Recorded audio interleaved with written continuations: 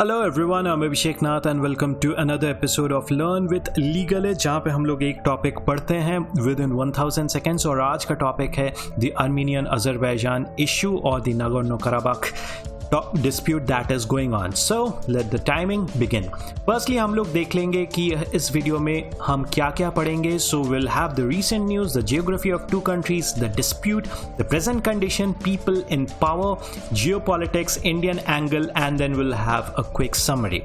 So recent news में हम लोग देखते हैं आर्मीनिया और अजरबैजान के बीच में एक सीज फायर हुआ था, but there have been repeated shellings and there have been repeated violations making it useless. और हम लोग देखेंगे कि इंडिया का इसमें क्या स्टेक्स है जो आर्मीनिया अजरबैजान कॉन्फ्लिक्ट है. तो हम लोग डिस्कस करते हैं about the geography of the two countries. देखिए, Armenia Azerbaijan and another country called Georgia, they form a part of Transcaucasia. Transcaucasia का मतलब क्या है? You must have heard about the Caucasian mountains. So the Caucasian mountain ranges go in around this way, right? तो इस mountain range के जो south वाला reason है उसको बोला जाता है ट्रांस कॉकेशिया, यानी कि साउदर्न कॉकेशिया. और यहाँ पे ये तीन कंट्रीज आते हैं, Georgia, Azerbaijan and Armenia. Now यहाँ पे एक बहुत ही कंफ्यूजिंग सी बात रहती है कि Armenia and Azerbaijan, are they part of Europe और are they part of Asia? तो इसको लेके काफी कुछ डिबेट चलता रहता है. Now if we go by the method that Ural mountains is the division between Asia and Europe, then इसको हमें एक्सटेंड करना पड़ेगा. And if we extend this line, then we will see कि both of these countries are falling in Europe.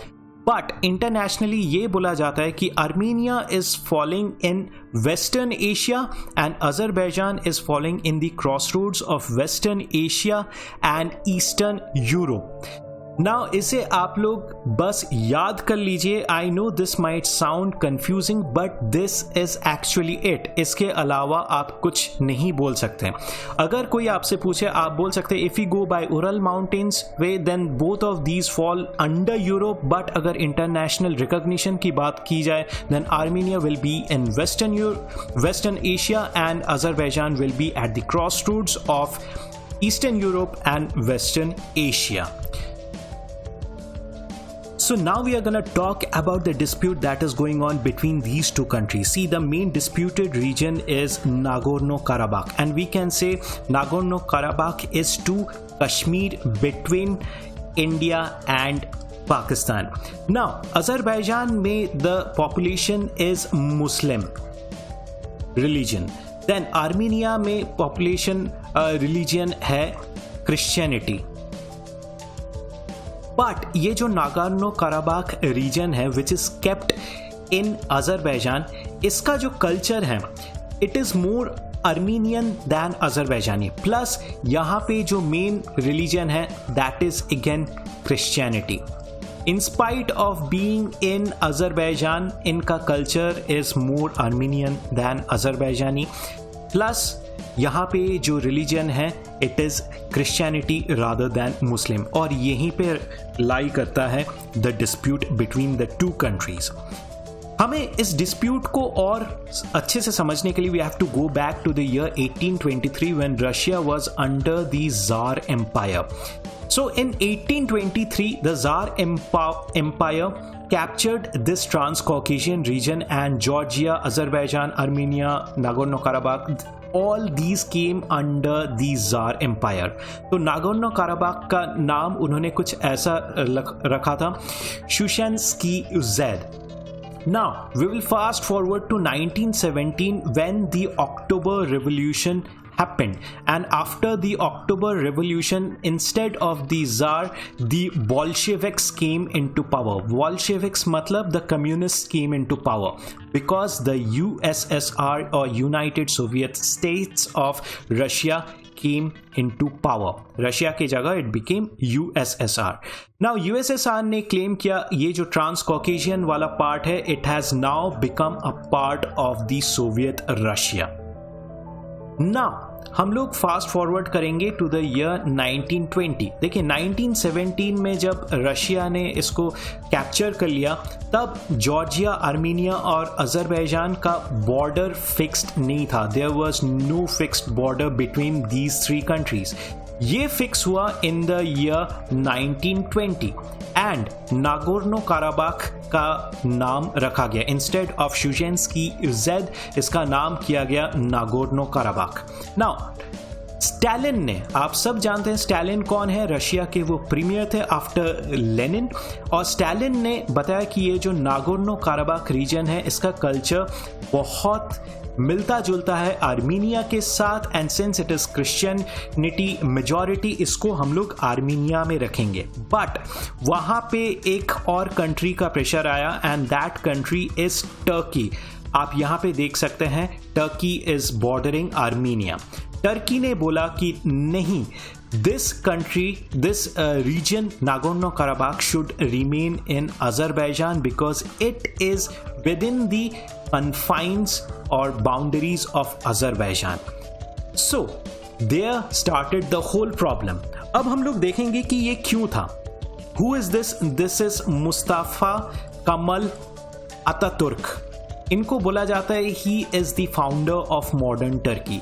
He wanted a weak Armenia क्योंकि Armenia उनके एकदम neighbour थे। So everyone wants a weak neighbour so that उनका power बहुत ज़्यादा रहे। So he wanted a weak Armenia. सो उन्होंने नागोर्नो काराबाख को आर्मीनिया से अलग कर दिया। And who is this? Joseph Stalin. ये रशिया के प्रीमियर थे। He also wanted a weak Armenia. Why? Because Armenia was not showing signs of communism and in fact they were more hell-bent on capitalism. तो इसलिए they did not want any anti-communism group to develop in Armenia. तो they both wanted a weak Armenia और इसलिए Nagorno Karabakh went to the Azeri occupation यानी कि Azerbaijani occupation and there started the whole problem. अब हम लोग एक timeline देखेंगे कि ये डिस्प्यूट कैसे स्टार्ट हुआ। देखिए, will start from 1988। Nagorno Karabakh legislature passed a resolution to join Armenia. देखिए, since Nagorno Karabakh was different than Azerbaijan इसलिए they had some sort of an autonomy. ये अजरबैजान रीजन में तो थे but they had some sort of autonomy. जैसे article 370 को abrogate करने के पहले कश्मीर के पास था, वैसे यहाँ पे नागोर्नो काराबाख के पास भी ऑटोनॉमी है इन spite of being with in Azerbaijan. तो 1988 में नागोर्नो काराबाख के लेजिस्लेचर ने बोला कि हमें आर्मीनिया ज्वाइन करना है एंड रशिया सेड नो, ये नहीं हो सकता। And this led to lots of wars and protest जिसके वजह से बहुत सारे प्रॉब्लम्स हुए और दोनों साइड्स के काफ़ी हाइपर नेशनलिस्टिक ग्रुप्स आए जिसके वजह से ये सिचुएशन और वर्जन हो गया। Then we will come to 1991 when USSR got disintegrated. और क्या हुआ? Georgia, Armenia and Azerbaijan became independent. और ये जो नागोर्नो काराबाख का जो डिस्प्यूट हो रहा था वो पहले जो यूएसएसआर का इंटरनल एक इशू था, it came to the forefront of the entire world. तो उन्होंने एक रेफरेंडम होल्ड किया कि हम किसके साथ रहेंगे, अजरबैजान के साथ रहेंगे या फिर आर्मीनिया के साथ रहेंगे। बट अजरबैजान ने इसे बॉयकॉट किया एंड दे सेड कि हम लोग किसी के साथ नहीं रहेंगे, will form another republic called the Artsakh republic and it will not be with Armenia, it will not be with Azerbaijan. This led to more and more of wars और इसको ठीक करने के लिए बनाया गया OSCE मिन्स्क ग्रुप, जिसको को चेयर कौन कौन करते हैं? France, then USA and then Russia, जिससे कि ये नागोर्नो काराबाख इशू को रिजॉल्व किया जाए। 1992 से और 1991 से जो वॉर्स ये सब वायलेंस ये शुरू हुआ, उसको रोकने के लिए 1994 में Russia brokered a ceasefire that is still remaining in place, however it has been broken a lot of times. 2016 में there was the 4 days war, और फिर 2020 में जुलाई से शुरू हुआ नए तरीके से मारपीट। अब हम लोग देखेंगे कि प्रेजेंट कंडीशन क्या है। ये जो जुलाई से मारपीट शुरू हुआ था, that has led to lots of property loss, life loss and displacement of human beings and their lives. Now, this is the situation that is happening. There is war going on between Artsakh, Azerbaijan and Armenia. This is the update at 4th November 2020. Now ये हर एक minute, हर एक दिन ये change होता जा रहा है. As of this moment, it somehow looks like this. You can have a snapshot of this and have a look at your leisure time. Now, यहाँ पे एक सीज फायर अभी 2020 में साइन किया गया था after all hell broke loose, and this was done in Moscow. तो 10 hours का वहाँ पे बातचीत की गई, and there was a ceasefire that was signed between these two countries. However there have been repeated violations from both these sides. Now हम लोग ये देख लेंगे कि who are the people who are in power in this. देखिए, who is this? This is the president of Artsakh. Artsakh के president है Arayik Harutyunyan. Now Artsakh जो है, it is not internationally recognised. Internationally they are not recognized, right? But they claim that they are a separate republic than Armenia, or rather than Azerbaijan. Then who is this? This is the Armenian president. इनका नाम याद करना बहुत easy है because वो Armenia के president हैं, and उनका नाम में भी शुरुआत में आर्मेन है, Armen Sarkissian. Next we have Ilham Aliyev, जो कि अजरबैजान के प्रेसिडेंट है.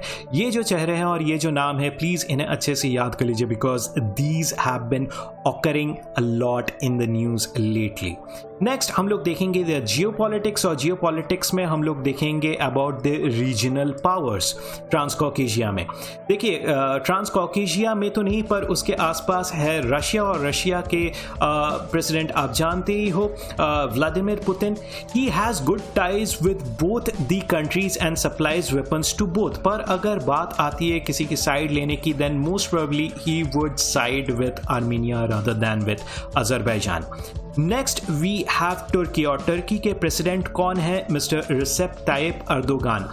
अब Recep Tayyip Erdogan being the rightist that he is, he will always support Azerbaijan because since Turkey is Muslim country and Azerbaijan is Muslim country, he will always support them. Plus they have lots of cultural ties going way back in the time, and that is why Azerbaijan को वो support करेंगे. And who is this? This is the Prime Minister of Israel, Mr. Benjamin Netanyahu. देखिए, हमेशा ये देखा जाता है कि टर्की और इजराइल के बीच 36 का आंकड़ा रहता है, but in this rare instance हम लोग देखेंगे कि they are both supporting Azerbaijan. Why? Because Azerbaijan is a customer of Israel for their arms and ammunitions. Right. अब हम लोग देखेंगे द इंडियन एंगल कि इंडिया का इसमें क्या क्या सिचुएशन है. See, diplomacy is all about maintaining a balance. अब इंडिया का देख लेते हैं कि आर्मीनिया के साइड क्या क्या है और अजरबैजान के साइड क्या क्या है. Now in the Armenian side, India had signed in 1995 a friendship and cooperation treaty. तो इसलिए वो लोग अजरबैजान को इंडिया कभी भी वेपन्स सेल नहीं कर सकते. प्लस इंडिया का आर्मीनिया के साथ ज़्यादा अच्छा रिलेशनशिप है. बट विथ अजरबैजान इंडिया का काफ़ी सारा इन्वेस्टमेंट है, स्पेशली ONGC विदेश लिमिटेड यानी कि OVL का यहाँ पे ऑयल फील्ड्स में काफ़ी सारा इन्वेस्टमेंट है. प्लस गेल इंडिया भी यहाँ पे एक्सप्लोर करने के फिराक में है. Then we have INSTC. INSTC का फुल फॉर्म है international north south transport corridor. ये एक ट्रांसपोर्ट कॉरिडोर है that runs from India to Russia through Azerbaijan. तो यहाँ पे भी अजरबैजान के साथ इंडिया का अच्छा रिलेशनशिप मेंटेन करना बहुत ज़रूरी है. But in Armenia's favor comes the Kashmir issue. Kashmir issue में Armenia has always supported India, but Azerbaijan has always supported Pakistan. तो यहाँ पे जैसे ये ट्रीटी साइन हुआ था आर्मीनिया के साथ, तो उसी के अकॉर्डिंग 2020 में India had sold the Swathi weapons seeking radar to Armenia.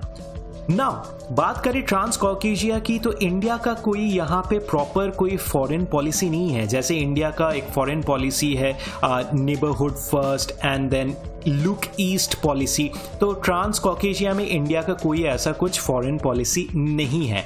But there has to be some sort of a foreign policy because of this China factor. China का यहाँ पे काफ़ी अच्छा इन्फ्लुएंस है due to this one belt one road which goes in both the sides, मतलब Armenia से भी जाता है और अजरबैजान से भी जाता है. बट अगर बात आए सपोर्ट करने की, तो China will mostly support Azerbaijan. Why? Because Azerbaijan supports Pakistan in the Kashmir issue along with India. So we'll have a real quick summary of this whole thing. See, the main issue is with Nagorno-Karabakh. यहाँ पे Nagorno-Karabakh belongs internationally to Azerbaijan, but it is more Armenian in culture and in religion rather than it is Azeri, and that is where the dispute lies. और इसी के वजह से there have been repeated violence and wars. और 2020 के जुलाई से in spite of this COVID there have been wars going on. Moscow में अभी एक सीज फायर साइन किया गया था between Azeris and Armenians, but उसके बाद भी there have been repeated violations. यहाँ पे इंडिया का एक डिप्लोमेटिक बैलेंस मेंटेन करना बहुत ज़रूरी है, because even though they have more good relations with Armenia, Azeris के साथ भी इंडिया का काफ़ी कुछ एट स्टेक है. And that is what is happening. It is a story that is continuously at development guys. तो इसलिए यहाँ पे कोई भी अगर डेवलपमेंट होता है, I will make sure that I reach them to you. So that's it from this video from me. I'll see you again in the next one. Till then, bye bye and all the very best.